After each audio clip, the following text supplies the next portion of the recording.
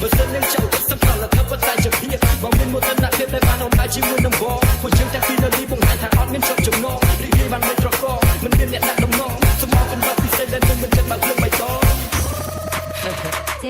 ស្នេហាក្នុងពេលរាត្រីអត់សមចាប់ថ្ងៃខ្លាយាលើកំខឹងចាប់ហើយអូនសួរដំណឹង